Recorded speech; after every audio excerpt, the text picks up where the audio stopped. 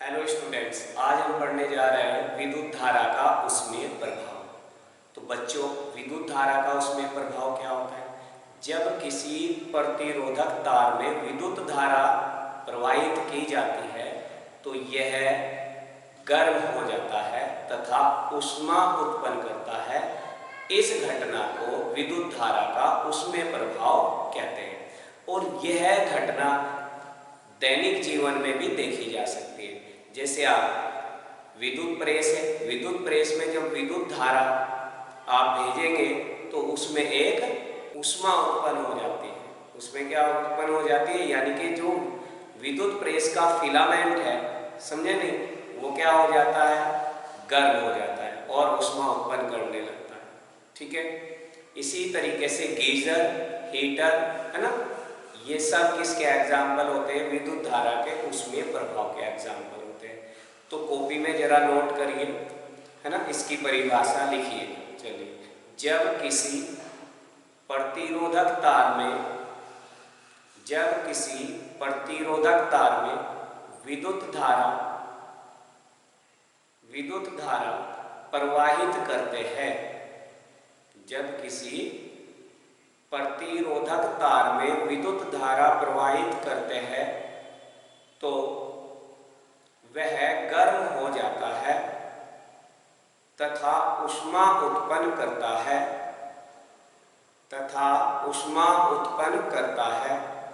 इस घटना को विद्युत धारा का उसमें प्रभाव कहते हैं। इस घटना को विद्युत धारा का उसमें प्रभाव कहते हैं। यानी कि ये घटना जो होती है, ये घटना हीटर, गीजर, है ना, में देखी जा सकती है। तो उदाहरण लिख लो बच्चों, हीटर, गीजर,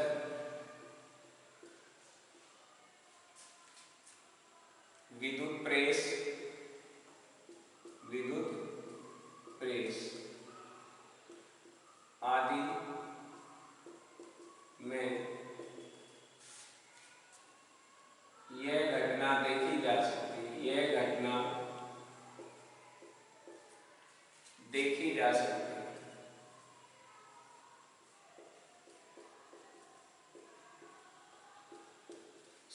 है। ठीक है। तो ये कहलाता है विद्युत धारा का उसमें प्रभाव। जब किसी प्रतिरोधक तार में विद्युत धारा प्रवाहित करते हैं तो यह गर्म हो जाता है तथा ऊष्मा उत्पन्न करता है। इस घटना को विद्युत धारा का उसमें प्रभाव कहते हैं। हीटर, गीजर तथा विद्युत प्रेस आदि में यह घटना देखी जा सकती है। अब हमें जो प्रतिरोधक तार में विद्युत ऊष्मा उत्पन्न हुई उसका सूत्र पढ़ना है। ये जो विद्युत ऊष्मा है ये 3 कारकों पर निर्भर करती है। प्रतिरोधक तार में बहने वाली धारा पर निर्भर करती है, समय पर निर्भर करती है और प्रतिरोधक तार के प्रतिरोध पर निर्भर करती है। ठीक है। तो प्रतिरोधक तार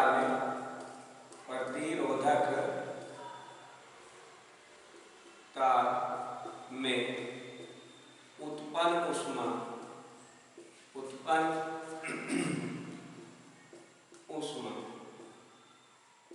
H से प्रदर्शित करेंगे के लिए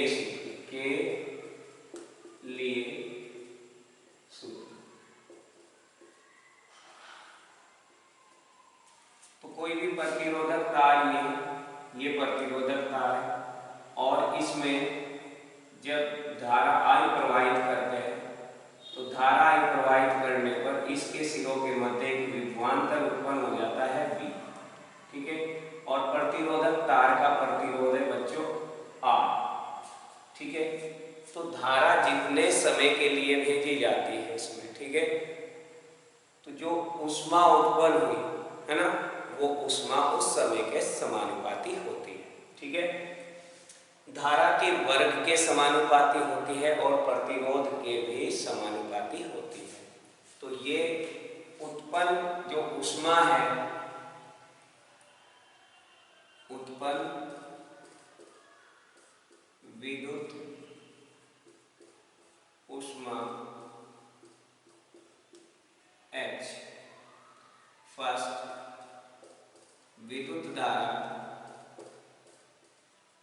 धारा I के वर्ग के समानुपाती होती है, समानुपाती होती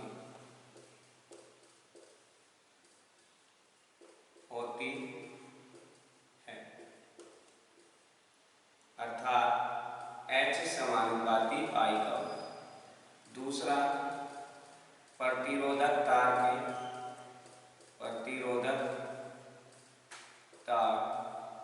के प्रतिरोध को किससे प्रदर्शित करते हैं? प्रतिरोध को R से प्रदर्शित करते हैं। प्रतिरोध R के समानुपाती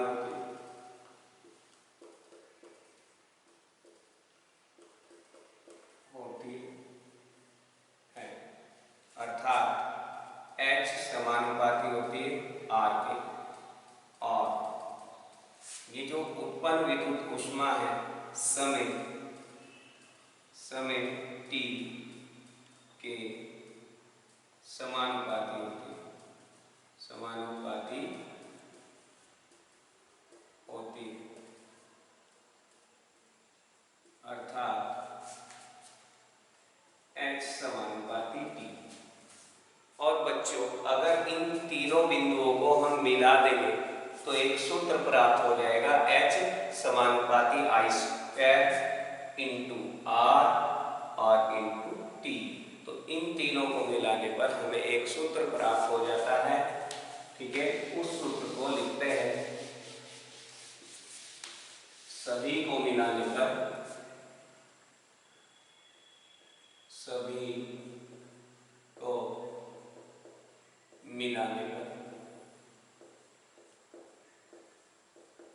तो सभी तीनों बिंदुओं को हम मिला देंगे। H समानुपाती I² समानुपाती R और समानुपाती T। H समानुपाती का चिन्ह हटाएंगे, एक समानुपाती नियतांक जिसका मान हम 1 रख लेते हैं, 1 आ जाएगा I² R इंटू T, जिससे कि हमारे न्यूमेरिकल आसान हो जाए। इसलिए हमने जो समानुपाती नियतांक है उसको 1 मान लिया गया है, तो सूत्र मिलेगा I² R इंटू T, इतने जूल। यानी कि अगर इन जूल को कैलोरी में बदले, है ना, तो 1 कैलोरी में 4.2 जूल होते हैं। ठीक है ना, तो यहाँ पर क्योंकि 1 कैलोरी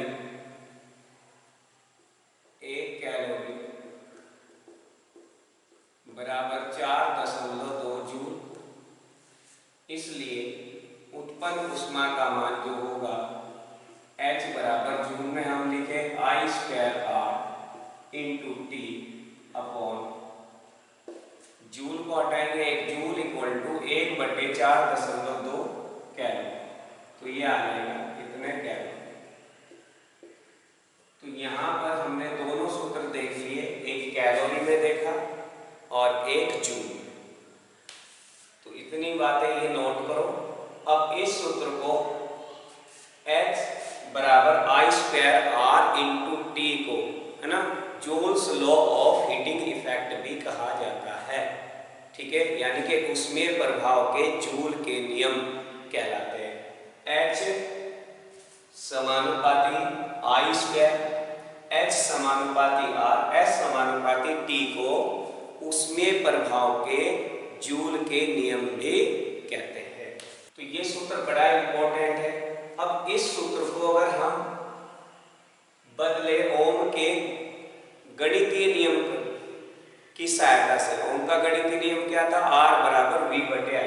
तो देखो सूत्र क्या बनेंगे। ठीक है,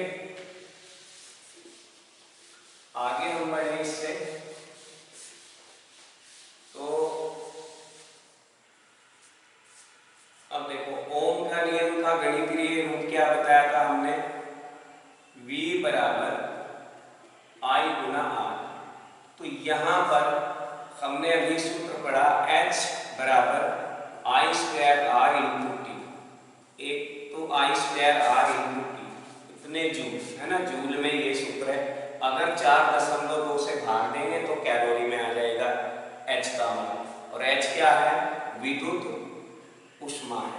ठीक है, कितनी विद्युत ऊष्मा उत्पन्न हुई प्रतिरोधक तार में।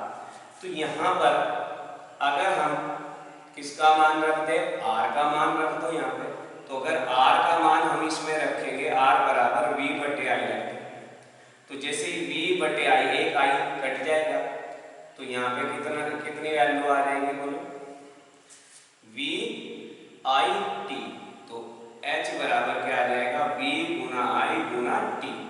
फिर इसमें ही रख दो आप, इसमें किसका मान रख दो, I का मान रख दो, I इक्वल टू क्या रख दो, V बटे R। तो V बटे R रखने से V पहले से है, V गुना V स्क्वायर हो गया, तो H का मान हो जाएगा V स्क्वायर बटे R इंटू T। ठीक है, ये। और बच्चों हमने एक पीछे प्रतिरोधों का संयोजन पढ़ा, एक श्रेणी क्रम संयोजन पढ़ा, एक समांतर क्रम संयोजन पढ़ा। अब देखो श्रेणी क्रम संयोजन में हमने क्या पढ़ा, श्रेणी क्रम में, ठीक है, कौन सी राशि नियत होती थी, समान रहती थी, धारा का मान क्या था, समान था। जब धारा का मान समान था, ठीक है, तो यहाँ पे देखो अगर धारा का मान समान है, धारा का मान समान है, तो H समानुपाती हो गया R से। यानी कि श्रेणी क्रम में अगर दो या दो से अधिक प्रतिरोध जुड़े हैं, तो जो उत्पन्न विद्युत ऊष्मा है ना, कौन से तार में, कौन से प्रतिरोधक तार में अधिक ऊष्मा उत्पन्न होगी। श्रेणी क्रम में हम दो या दो से अधिक तार जोड़ सकते हैं। अब ये पूछा गया है प्रश्न में कि कौन से प्रतिरोधक तार में अधिक ऊष्मा उत्पन्न होगी, तो यहाँ से पता चला H समानुपाती R के हो जाएगा, क्योंकि I तो समान है, जो समान होती है उस वैल्यू को छोड़ दो और H समानुपाती हो जाएगा R। इसका मतलब जिस तार का प्रतिरोध अधिक होगा उस तार में अधिक ऊष्मा उत्पन्न होगी। ठीक है ना, वो अधिक रोशनी देगा। ठीक, ये तो यानी कि प्रतिरोध अगर अधिक होगा तो ऊष्मा भी अधिक होगी। तो तीन तार अगर है, एक तार 2 ओम का, एक तार 3 ओम का, एक 4 ओम का, और तीनों को श्रेणी क्रम में जोड़ दिया, प्रतिरोधक का प्रतिरोध अधिक होगा 4 ओम वाला। ठीक है, अधिक ऊष्मा देगा। समांतर क्रम में यही बात देखें, समांतर क्रम में किसका मान समान होता था, विभवांतर का मान समान रहता था। अब विभवांतर कौन से सूत्र में आया हुआ है, इस सूत्र में, क्योंकि हमें प्रतिरोध के बारे में देखना है, ये सूत्र नहीं लगाना। ठीक है ना, जब V I का मान दिया जाए न्यूमेरिकल में ये सूत्र लगाओ, जब I और R का मान दिया जाए तो ये सूत्र लगाओ, और जब V और R का मान दिया जाए ये सूत्र। और श्रेणी क्रम में ये सूत्र प्रयोग करते हैं हम, क्योंकि I का मान समान होता है, और समांतर क्रम में इस सूत्र का प्रयोग करेंगे क्योंकि V का मान समान होता है। तो H विलोमानुपाती यानी कि व्युत्क्रमानुपाती या विलोमानुपाती कहते हैं। विलोम का मतलब उल्टा होता है, R को बढ़ाएंगे तो H का मान कम मिलेगा, R कम होगा तो H का मान बढ़ जाएगा। यहाँ समानुपाती का मतलब R बढ़ाने पर H भी बढ़ेगा, R कम करने पर H भी बढ़ेगा। तो यहाँ पर जिस तार का प्रतिरोध कम होगा उसमें उत्पन्न ऊष्मा अधिक होगी। ठीक है, तो समांतर क्रम में कम प्रतिरोध वाला तार अधिक ऊष्मा देता है। तो ये इंपॉर्टेंट बात होगी, अर्थात समांतर क्रम में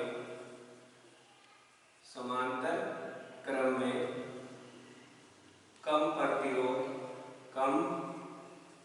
प्रतिरोध का तार अधिक ऊष्मा देता है, अधिक ऊष्मा देता है, अधिक ऊष्मा देता है।